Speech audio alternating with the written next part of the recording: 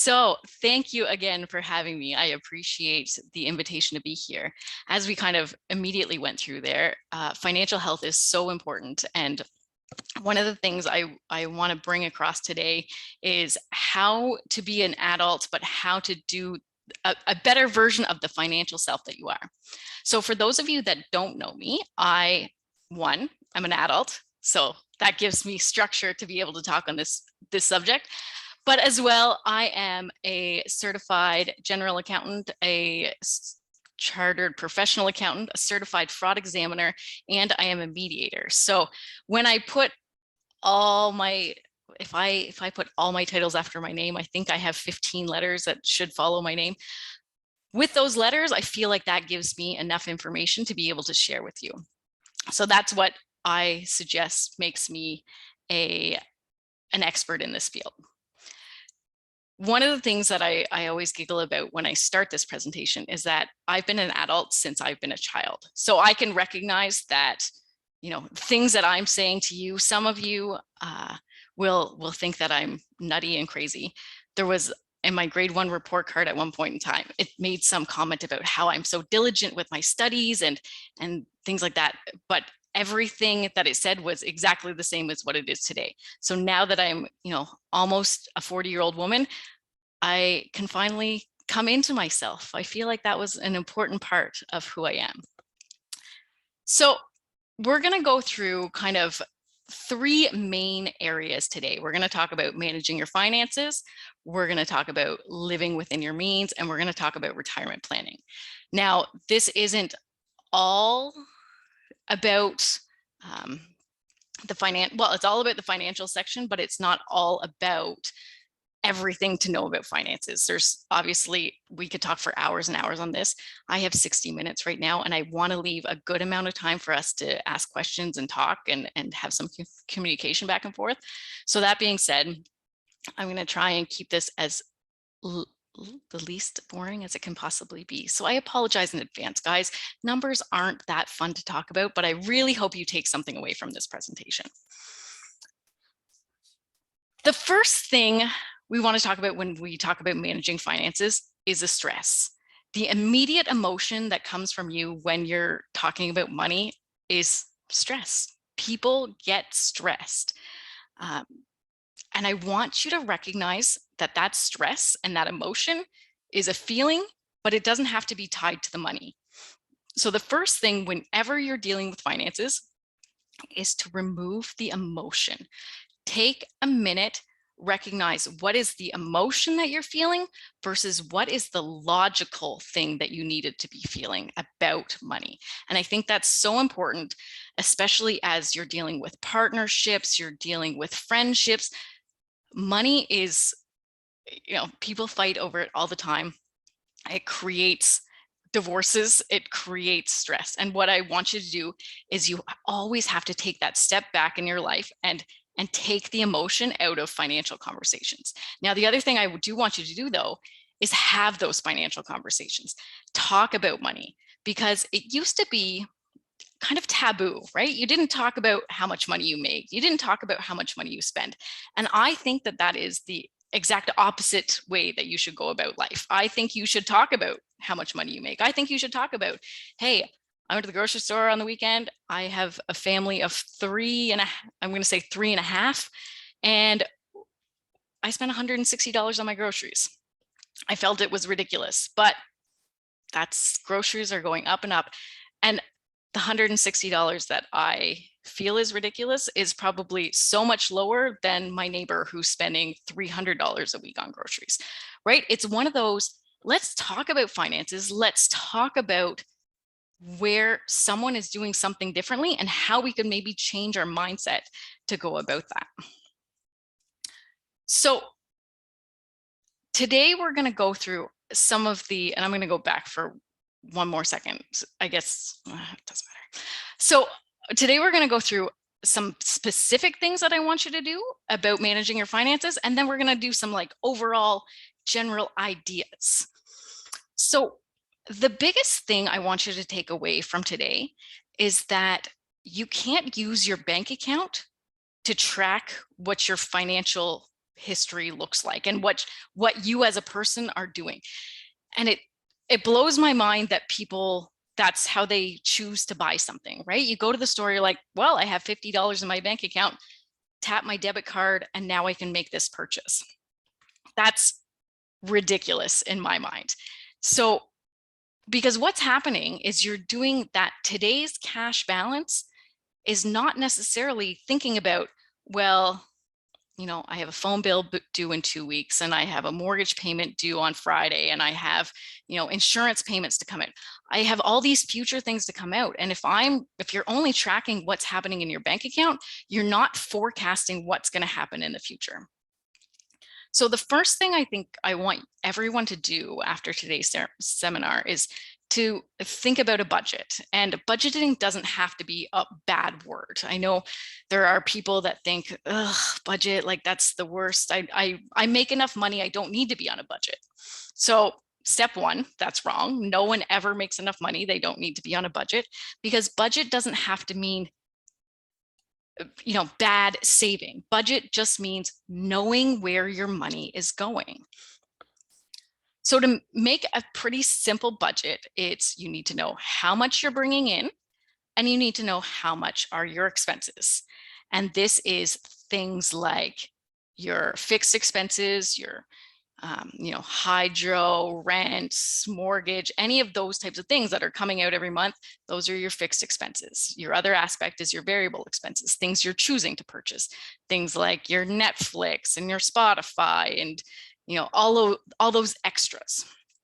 So what happens, the basic budgeting technique is you take what you're bringing in for income, you're taking out your fixed expenses first. So, you know, my monthly income is $2,000. My fixed expenses are now $1,200. Well, that means you have $800 left to play with.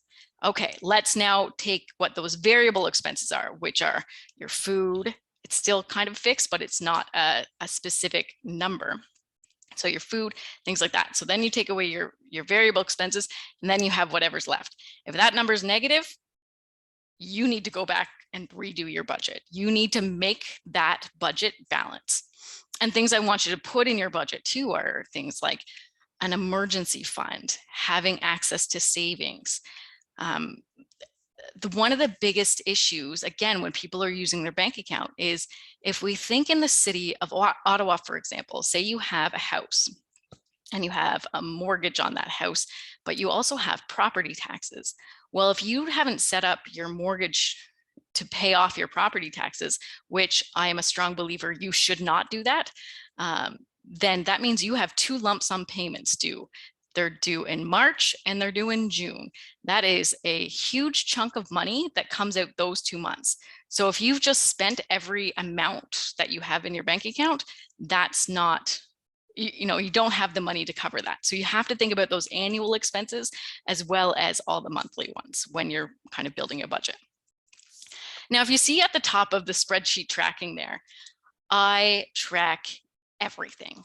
I don't expect anyone else to track things the way that I track things, but I also sit at my computer all day long and I enjoy it. I want to be able to see what's happening in my bank account. So that one tab, you can see, I can go back to 2017 and I can tell you on January 23rd, 2017, how much money was in my bank account. So not only am I tracking my budget, I'm tracking what's coming in and out of my bank account. I'm tracking my mortgage and what it's going to be in the future. I'm tracking how much I've spent on Christmas gifts. I'm tracking expenses just for my kids. I track everything. I don't expect everyone needs to do that, but I do think the bare minimum is that you need a budget, and you do need to keep track of things on a monthly basis. So what I call it a net worth statement. And what I do with my net worth statement is basically say, on January 1st of 2022, I had this much in my bank account. I had this much in my savings account. I had this much I owed this much on my credit card, whatever the case may be. I do that same activity, and I do it in Excel. I do that same activity the next, on February 1st, and I compare. And the reason I do that is I love to see how my net worth has gone up. So, maybe in a 1-month period, I paid off my mortgage and I paid off my credit card. And yeah, I don't have cash sitting in the bank account, but now I don't have any debts outstanding as well, right? So it's watching your money grow over time. And that's one of the huge things with money. It's the time value of money. So $1 today is not $1 in the future. And we most apt to see that in the housing circle. Take, for instance, I was talking to my parents and their first house they ever bought was $40,000. That's ridiculous in today's market. In today's market, you're going to have a hard time coming in for anything under than $500,000. And again, I bought my first house, 10 years ago, and it wasn't $500,000. I would have a hard time stomaching being 25 years old and trying to buy a house right now. And again, that comes back to that emotion thing. If you're getting in a bidding war over a house, you have emotions attached. And that's where, unfortunately, sometimes you have to do it. But I do want you to take that step back and say, wait a minute, is this piece of land so important that I need to, be in a bidding war? Things like that. Anything that is drawn by emotion, you're going to make the wrong decision. And so again, take the emotion out of decision making and move forward with, making decisions that are logical based on your own situation. So, some of the things for anyone that doesn't, and I assume none of you follow me on Instagram, I would suggest that you do. So daily, I give out a financial tip on Instagram that could be as easy as pie, like I think, yesterday's was change your furnace filter so your furnace works better. Very simple, easy to do tips, but things that maybe you're not thinking about. But there's also more intense things. So if we go through some of these expenses, let's say, for instance, you still have a landline telephone. I am a millennial. I do not believe in landline telephones. So if I looked at that, I'd probably cancel my landline. Someone might have some reason that they need it, but I have children living at home. We all have cell phones. I would, if I'm already paying for everyone to have a cell phone, why would I have a landline phone as well? So cancel it. It's things like that. I do a lot of presentations for children because I think teaching the next generation about money is so important. And in teaching them, we go through what is a want versus a need. And that you always have to have your needs paid for, and then you look towards your wants. But the problem is when you're a child, wants and needs are very black and white. I need this, I want this. Once you're an adult, that line becomes very gray.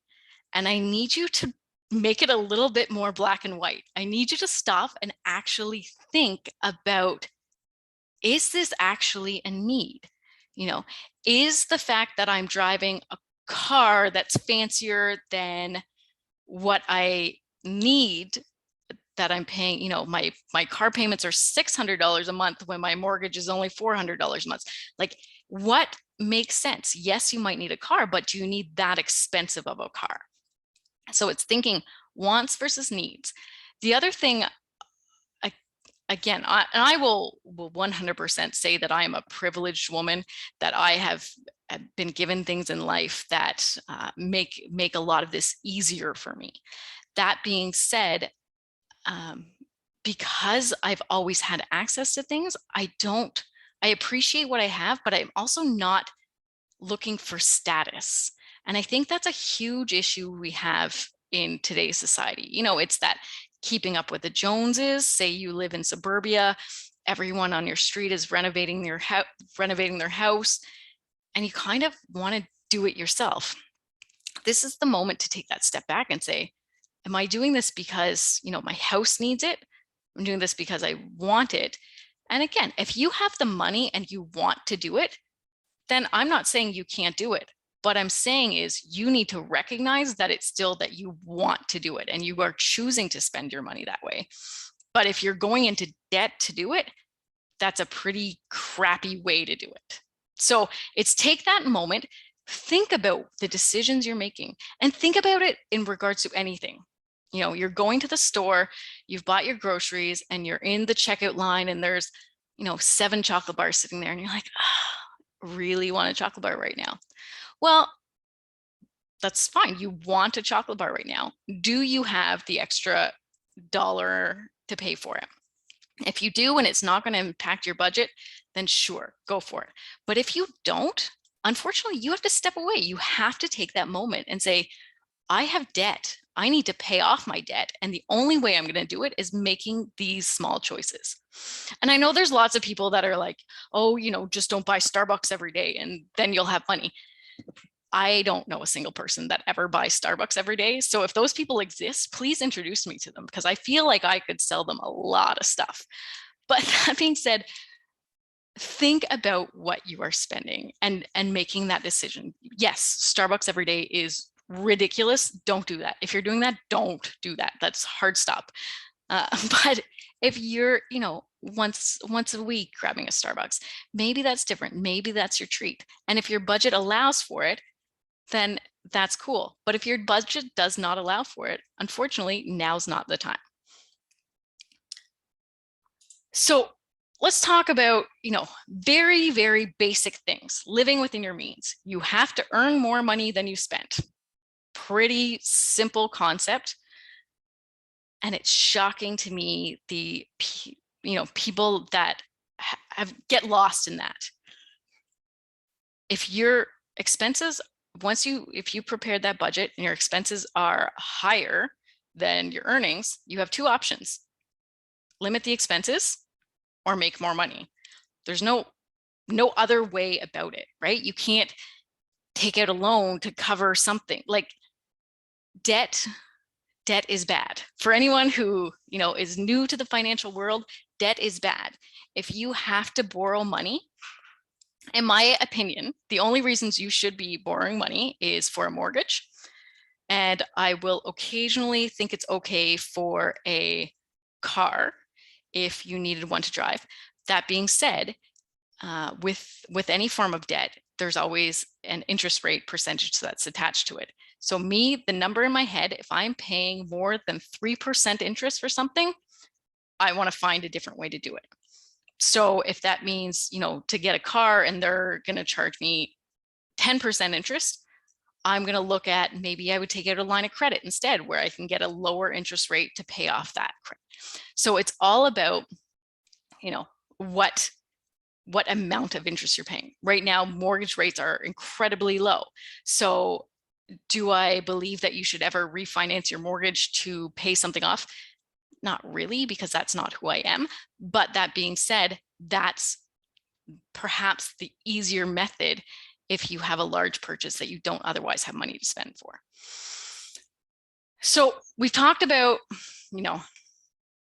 earnings, your spending. A lot of my examples are for, people that are working in the Ottawa area in general. Most of them are government employees, people who are making a solid family income. That being said, the concepts still apply for everyone. So no matter what you earn, you always have to earn more than you spend. If you, made your budget and you're in the negative, look for other ways to earn. There are tons of ways that you can earn money, especially in this day and age, because the world of the side hustle has opened up. People are literally doing everything under the sun right now. Whether it be you have a car and now you're driving for Uber or Lyft or any of those. I do have a caveat for most of those. I worked in the insurance industry for a lot of years.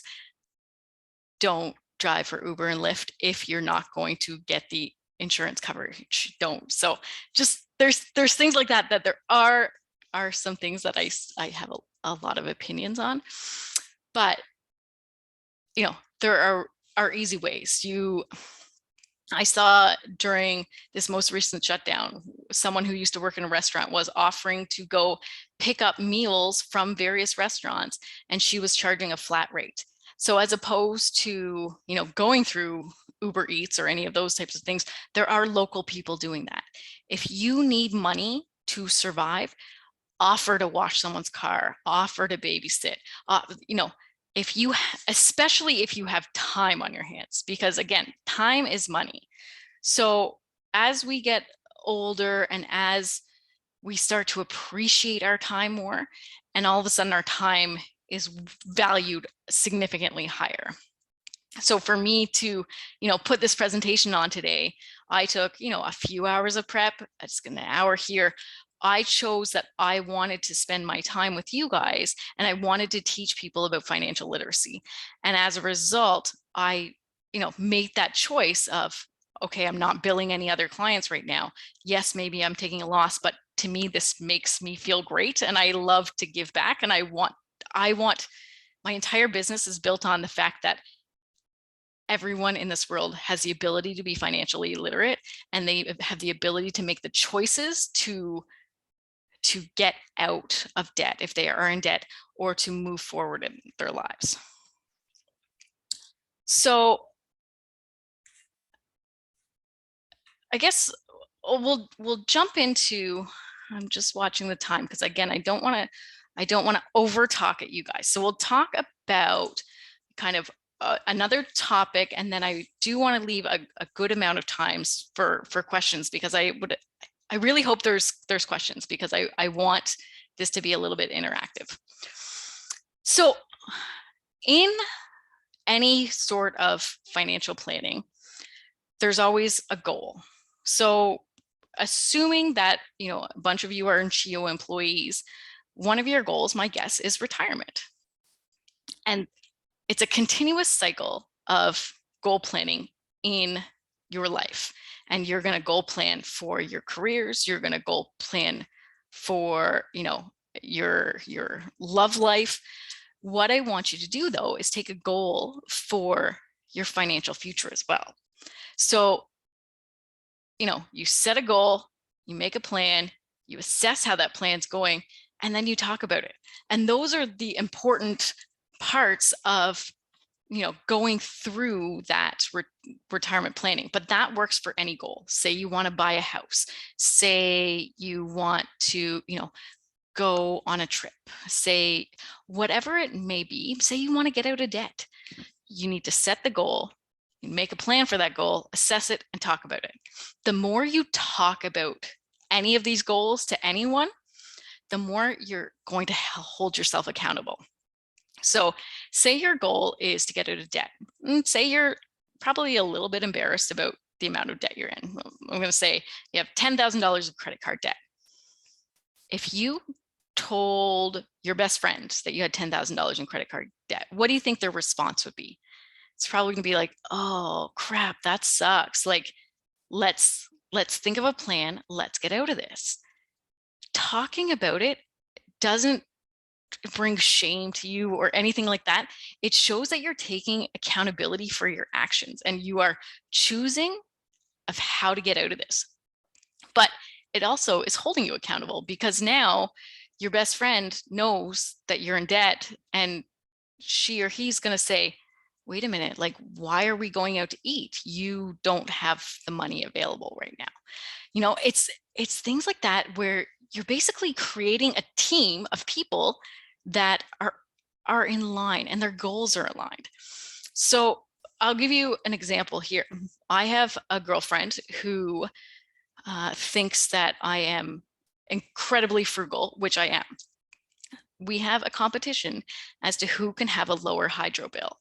And every single month, every time she gets her hydro bill, she texts me and she's like, mine was $54, beat that. And I was like, 52.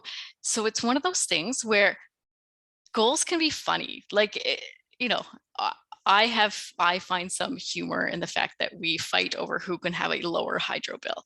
It's finding ways to talk about things with your friends and your family, and the goal setting so that you're all in line together. So in talking about retirement, though, there's a few things we want to keep in mind. One, when we were younger, or when I was younger, I can remember sitting down, I was probably 13, 14 years old with my dad, and he was showing me an Excel spreadsheet. Thanks, Dad. You know why I became an accountant now. I was 13, you're showing me Excel spreadsheets. But I can clearly recall him saying, when this number gets to be 1 million, I'm going to have enough money to retire. And that was his goal.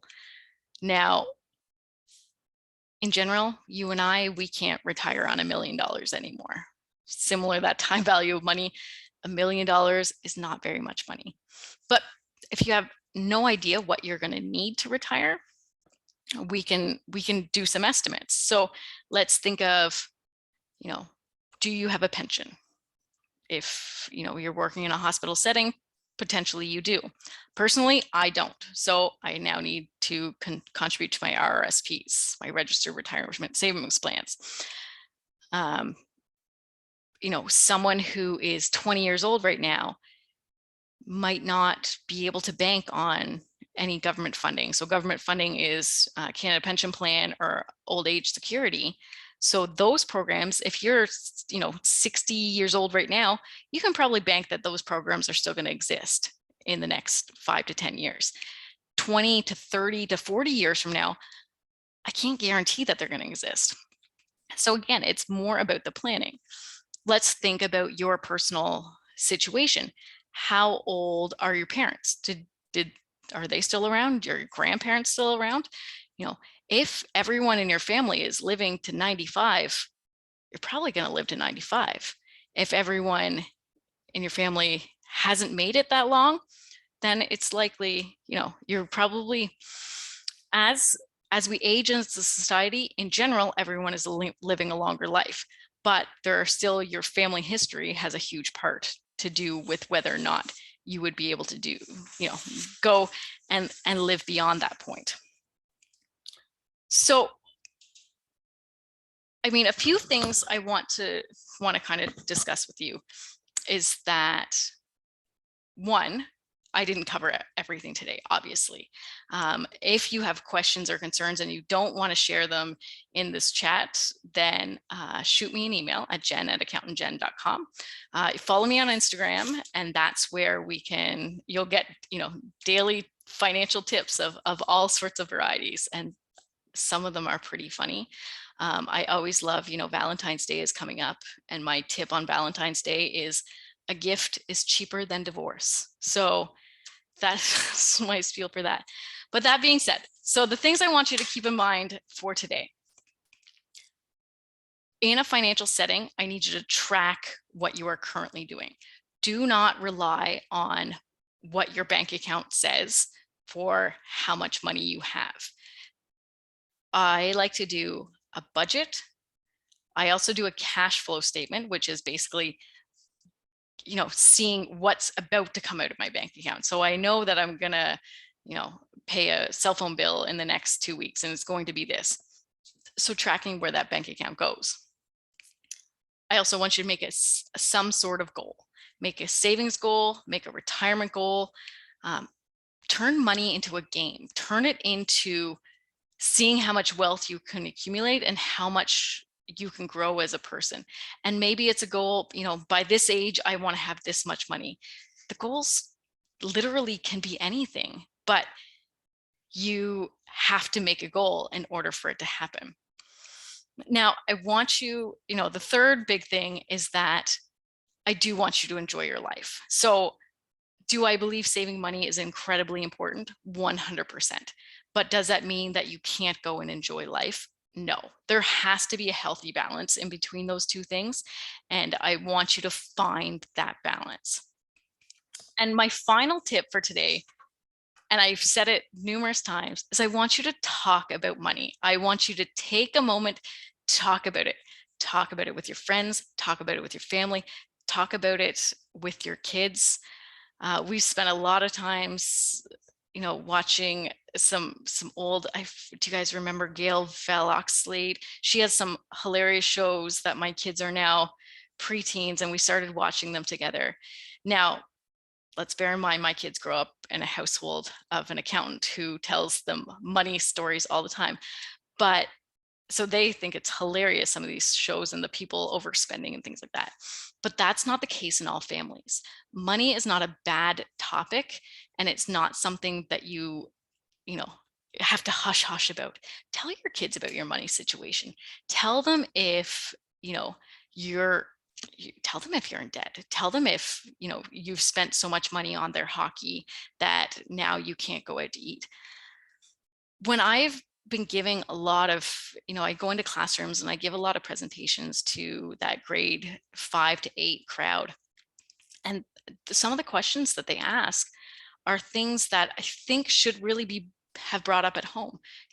Well, if it's only $100 for us to go out to eat at a restaurant, why don't we go out to eat every night? Because it's, $400 for groceries.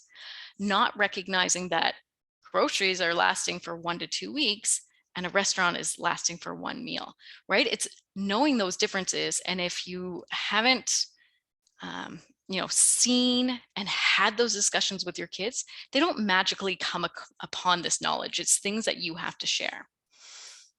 So with that, I think what we will do is I will